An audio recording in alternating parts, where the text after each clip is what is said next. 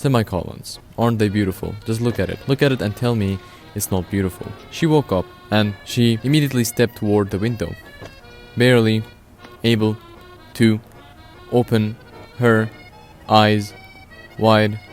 Okay, stop using semicolons. You're ruining it. You don't actually need to use semicolons. You can write an entire novel without including it, and it will be completely fine. Semicolons have several rules. Number 1, use a semicolon between two related independent clauses. That's not easy to understand, so let me make it easier for you. Semicolons replace periods. For example, I need to stop eating spring onions. However, I'm too addicted to stop. Replace with a semicolon and it becomes I need to stop eating spring onions. However, I'm too addicted to stop. When though? When should a semicolon replace a period?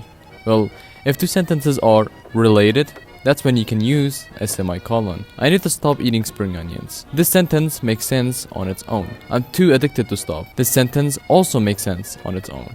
But they're related. If the sentence was, I need to stop eating spring onions.